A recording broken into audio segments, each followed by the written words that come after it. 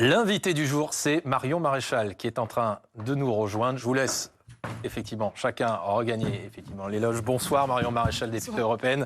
Je vous laisse vous asseoir. On est en direct. Je ne sais pas Marion Maréchal, si vous avez vu ces images, on va vous les remontrer.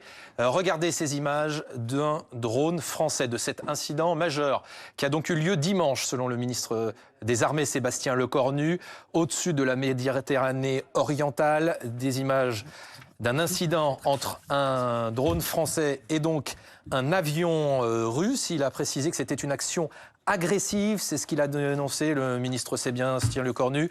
Une action inacceptable, c'est ce qu'il dit.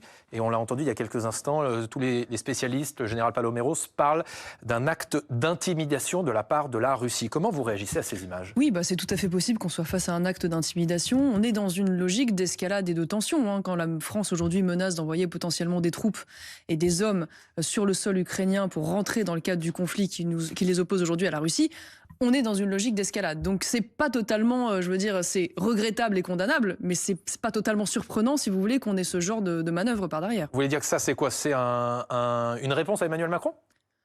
C'est possible, on n'a pas toutes les informations, mais ça y ressemble au regard de la concomitance.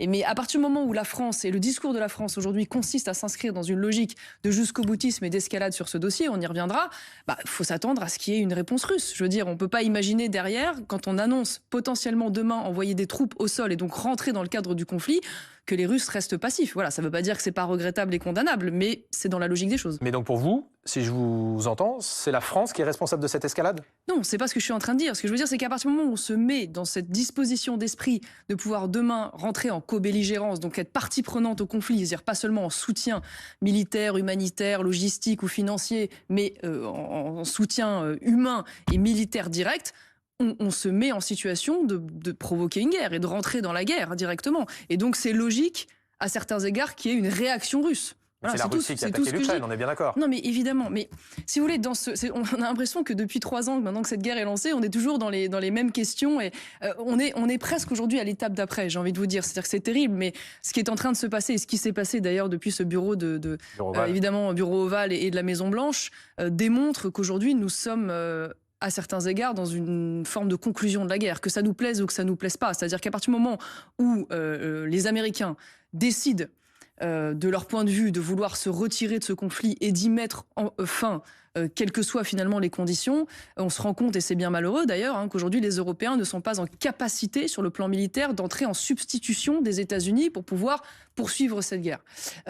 Et qu'à partir de là, il faut en tirer toutes les conclusions, c'est-à-dire que le mieux que l'on puisse faire aujourd'hui, et pas tant, selon moi, de vouloir à tout prix poursuivre une guerre d'usure dont on voit bien que l'écart démographique finalement entre la Russie et l'Ukraine se fera nécessairement à son détriment, que de vouloir accepter cette situation, même si elle nous déplaît, et faire en sorte d'en tirer le plus d'avantages possible pour les Ukrainiens en soutien des négociations. Donc il faut dire à Volodymyr Zelensky de déposer les armes ? Et moi, ce que je crois, si vous voulez, c'est qu'on peut jamais... J'entends les discours des uns et des autres qui, parfois, pour des raisons émotionnelles, affectives et légitimes au regard du drame qu'a vécu l'Ukraine depuis maintenant 3 ans et du nombre de morts, évidemment, qu'ils ont subis, disent oui, mais on peut pas s'arrêter là, c'est pas possible, c'est pas admissible. Mais il faut à un moment donné accepter de poser le but de guerre. Est-ce que le but de guerre, c'est de, par exemple, reconquérir militairement les territoires perdus de l'Ukraine ? Oui ou non ? Ça n'est pas possible. Non, mais c'est-à-dire qu'on pourrait le souhaiter, que l'Ukraine retrouve sa souveraineté pleine et entière. 2014, la Crimée, ou ceux conquis depuis 2022 ? Exactement. On pourrait souhaiter légitimement que l'Ukraine retrouve la pleine et entière souveraineté de ses territoires. Ça n'est pas militairement possible. L'Ukraine n'est pas en capacité de le faire. Donc à partir de là... Vous dites que l'Ukraine doit aussi abandonner les territoires perdus depuis 2022 ou pas ? Je suis en train de dire que c'est le réel qui s'impose à nous. Je veux dire que ça nous plaise ou non. Et qu'aujourd'hui, le réel, c'est que l'Europe n'est pas en capacité d'entrer en substitution et donc, la Russie a gagné. du soutien américain. Et donc, aujourd'hui, de fait, l'armée ukrainienne, mais enfin ça, les experts que vous recevez le disent mieux que moi, est en extrême difficulté.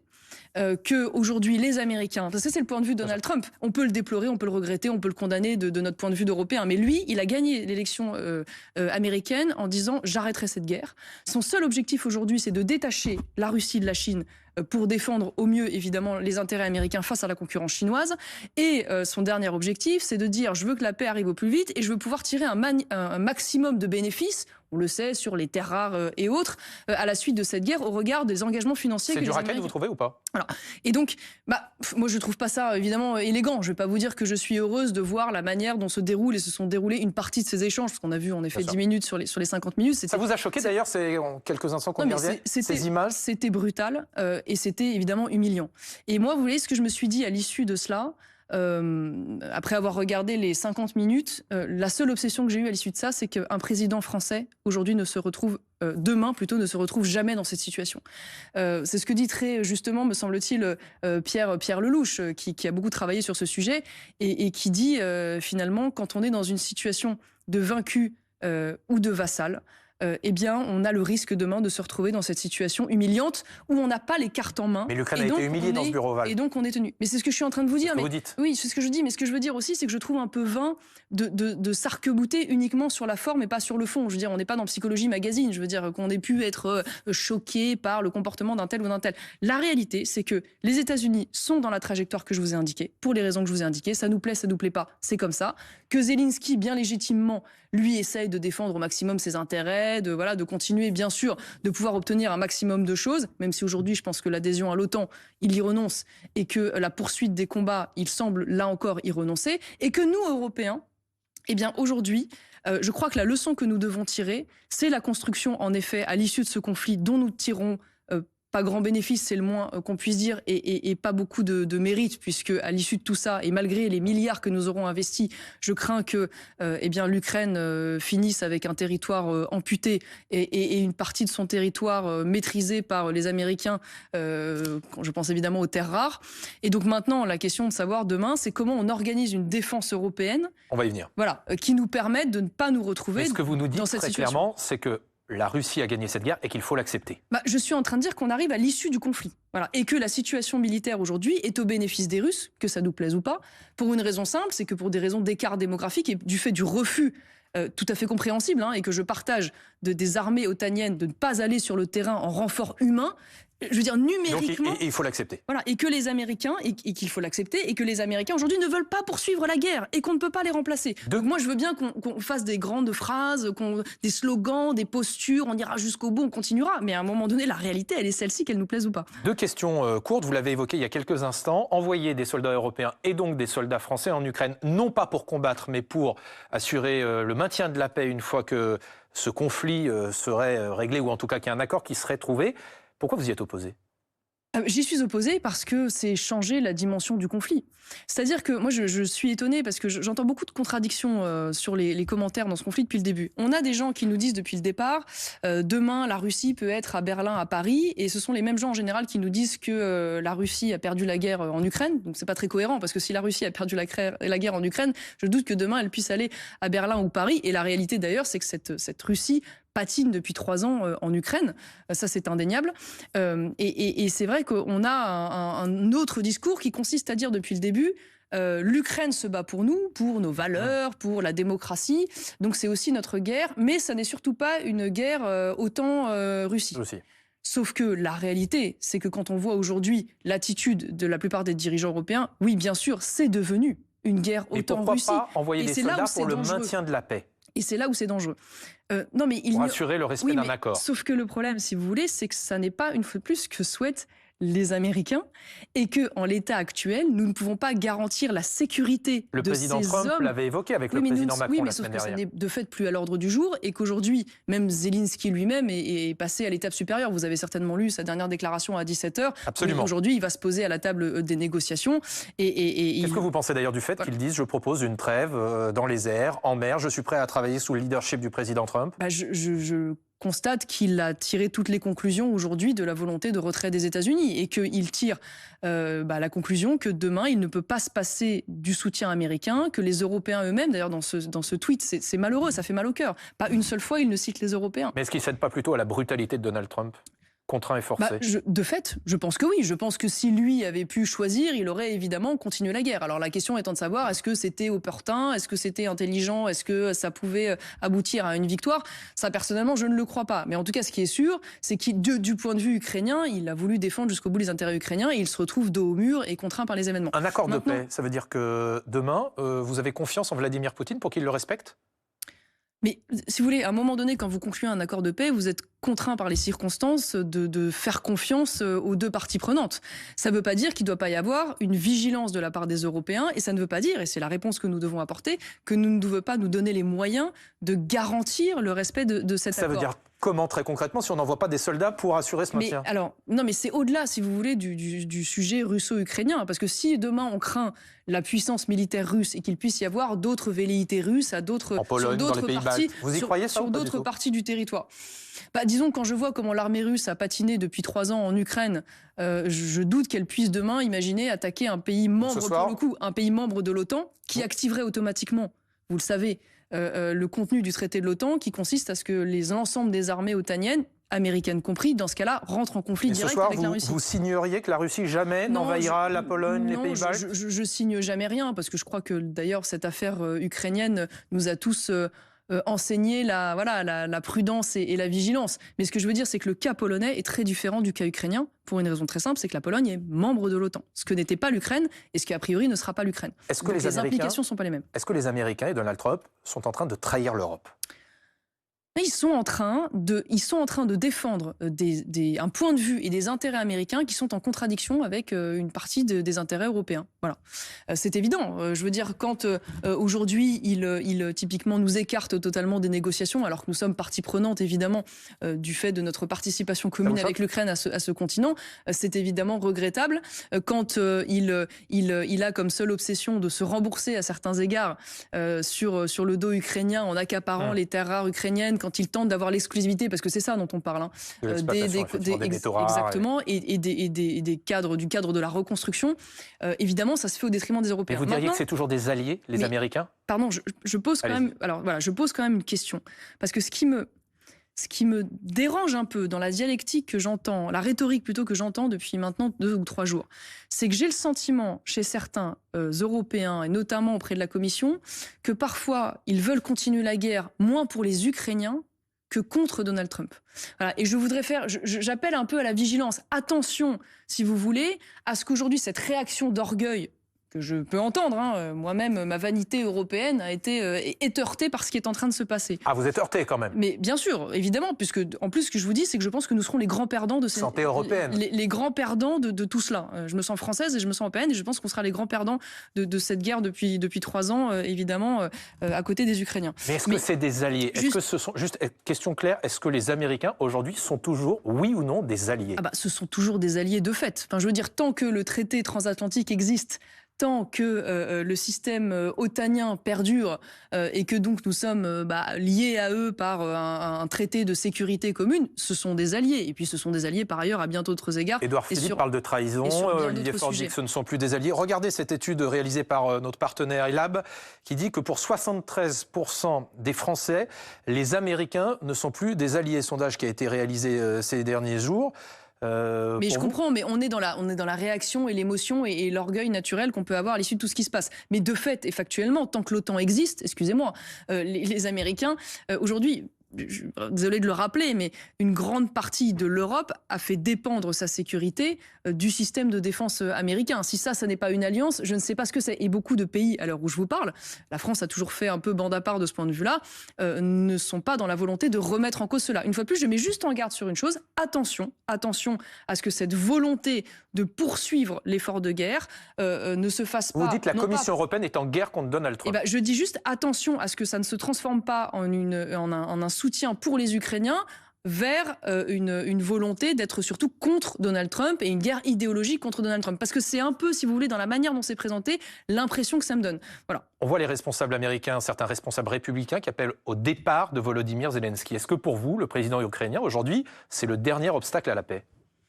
Non, je ne crois pas. D'ailleurs, preuve en est, les dernières déclarations de Vladimir Zelensky sont très claires, puisque lui-même explique aujourd'hui que bon, il est prêt à négocier, à s'asseoir autour de la table et à avancer de ce point de vue-là. Donc non, je ne crois pas du tout.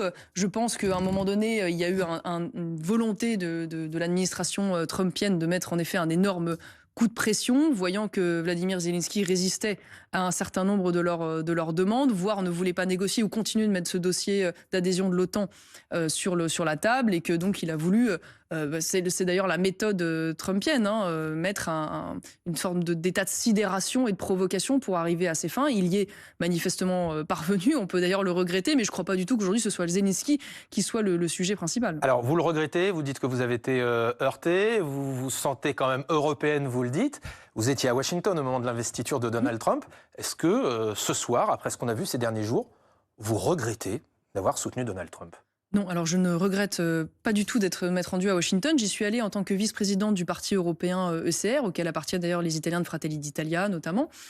J'y suis allée invitée par le Parti républicain et je considère qu'aujourd'hui, il faut garder un contact avec les États-Unis. Nous avons déjà perdu tout contact pour des raisons évidentes avec la Russie. Est-ce que demain, l'objectif, c'est de perdre tout contact avec les États-Unis ? Entre parenthèses, est-ce qu'il faut reparler à Vladimir Poutine ? Est-ce qu'Emmanuel Macron doit renouer les contacts ? Non, mais de toute façon, si nous rentrons dans une phase de négociation et si on veut que les Européens soient partie prenante de la négociation, mécaniquement, il va falloir accepter de discuter avec Vladimir Poutine. Voilà. Maintenant, tout ce que je dis pour tirer les leçons de tout ça et sortir... Vous parliez de Donald Trump.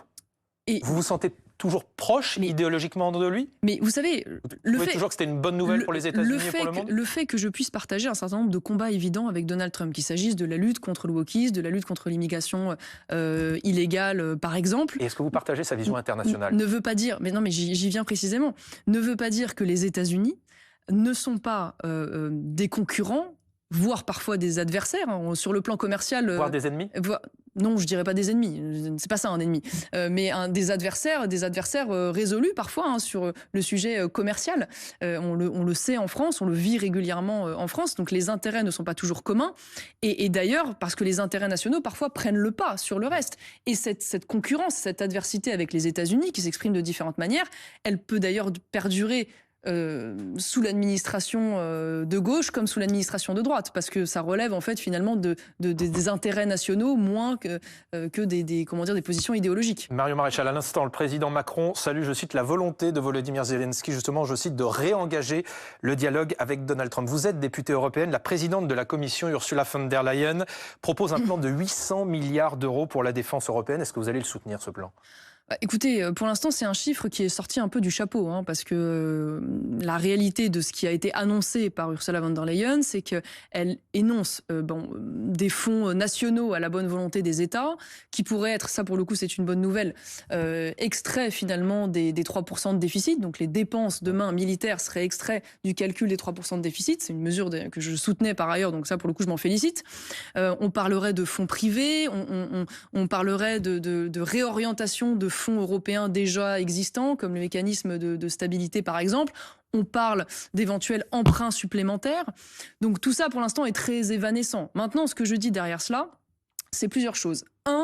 La défense européenne et le renforcement de la défense européenne, pour moi et de mon point de vue, doit d'abord et avant tout être le renforcement de défense européenne nationale. Mais est-ce qu'on peut peser face aux États-Unis, face à la Russie, qui sont en train de se repartager le monde au niveau national ? Eh bien, précisément, je crois, et j'en suis convaincu, que oui, ce qui ne veut pas dire qu'il ne doit pas y avoir, par ailleurs, des coopérations, comme c'est déjà le cas d'ailleurs, en matière de matériel de défense au niveau européen, ce qui ne veut pas dire qu'il ne doit pas y avoir, et ça, nous allons nous battre pour ça, une priorité d'achat de matériel européen à partir de demain, parce que qui dit achat américain ou extra-européen dit dépendance évidemment à l'égard de ces pays, notamment pour comment dire, si on utilise des composants américains, vous le savez avec la réglementation ITAR, on est dépendant du bon vouloir des États-Unis pour pouvoir exporter ce matériel. Une coopération sur le nucléaire aussi, placer l'Europe sous le parapluie nucléaire français, oui ou non ? Eh bien, tout dépend de ce qu'on met derrière. C'est-à-dire que je comprends l'idée, et ça je peux la soutenir bien évidemment, que si demain on veut être parfaitement souverain et indépendant, ça implique qu'un pays tel que la France puisse apporter un substitut de parapluie nucléaire au parapluie américain. Première chose aujourd'hui, nous ne sommes pas tout à fait en capacité de pouvoir le Mais faire. sur le principe, pourquoi pas? La deuxième chose, c'est qu'il ne s'agit en aucun cas, ça a été manifestement écarté, donc tant mieux, de partager la décision. Donc ça, c'est c'était pas la évidemment proposition hors de d'Emmanuel question. Macron, effectivement. Sur la question que les intérêts vitaux puissent être compris dans la défense de nos partenaires européens, ça fait de toute façon partie de la doctrine française depuis longtemps, et déjà De Gaulle l'avait envisagé pour les pays limitrophes, donc c'est pas choquant. La dernière question que ça pose, et ça, moi, je ne suis pas du tout hostile sur le principe, c'est que demain, nous puissions avoir des armements nucléaires, c'est-à-dire à travers des vecteurs et des silos dans des pays partenaires, donc des matériels nucléaires français.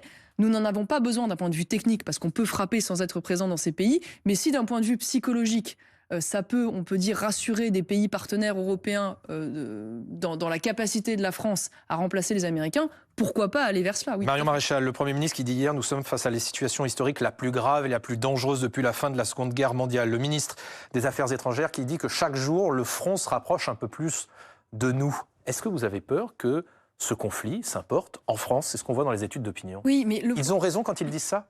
Je veux dire, il ne faut pas jouer avec la guerre. Donc c'est pour ça que c'est attention aussi aux déclarations intempestives, attention à un risque d'escalade. Ça fait 3 ans que de toute façon, j'alerte moi personnellement là-dessus, parce que je trouve qu'il y a parfois beaucoup de légèreté dans les déclarations, beaucoup de légèreté dans ceux qui font la guerre par Ukrainiens interposés depuis leur canapé. Il y a beaucoup de sang et de malheur derrière tout ça. Ce qui est sûr, c'est qu'une fois de plus, si demain nous voulons éviter, j'y reviens, qu'un président français puisse vivre l'humiliation qu'a vécu Vladimir Zelensky dans ce bureau ovale, eh bien, il faut se donner les moyens d'être une nation respectée. Et une nation respectée et qui compte aujourd'hui dans le grand jeu des puissances, c'est une nation qui a une vraie capacité militaire et une vraie capacité économique. Donc ça veut dire des choix nationaux radicaux. Ça veut dire réorienter aujourd'hui une partie de la dépense publique, moins vers la dépense sociale, qui est quand même la grande facilité française depuis des décennies, mais davantage vers notre système de défense, sans céder à la tentation d'une fédéralisation, parce que je crois que la pire des réponses pourrait être demain de tendre, c'est pas le cas aujourd'hui, mais vers une armée européenne, un état-major européen, je sais pas, un ministre de la Défense européen, parce que là, ça nous condamnerait à l'inertie. Merci beaucoup Marion Maréchal d'avoir été notre invitée ce soir.